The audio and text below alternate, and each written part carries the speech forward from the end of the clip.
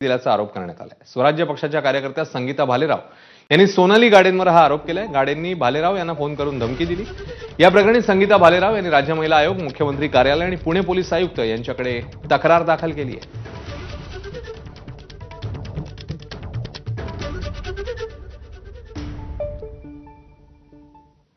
आता पुढची बातमी।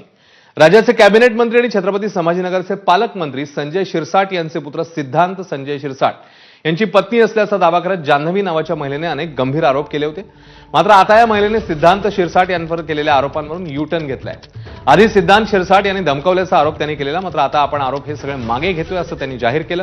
मला हे प्रकरण वाढवायचं नाहीये, हे माझं वैयक्तिक प्रकरण आहे आणि मी माझ्या नावाने कुणीही राजकारण केलं तर कायदेशीर कारवाई करेन असंही जान्हवी यांचं म्हणणं आहे। तसंच संजय शिरसाट यांच्याविषयी माझी कुठलीही तक्रार नाही, त्यांनी मला कधीच कोणताही फोन केलेला नाही असंही जान्हवी यांचं म्हणणं आहे। मी जे काही हे नोटीस पाठवलेली आहे, मला हा विषय इथेच क्लोज करायचा आहे। मला पुढे कोणावर कारवाई करायचं नाहीये। मला हा विषय इथेच संपवायचा आहे। हा माझा वैयक्तिक पर्सनल मॅटर आहे। हा विषय आज इथे क्लोज करते। मला संपवायचा आहे हा विषय, मला पुढे वाढवायचा नाहीये। हो, मी जी नोटीस पाठवली होती मी ती आज परत घेत आहे, पूर्ण वापस घेत आहे। मला कोणावर काही एलिगेशन करायचं नाही।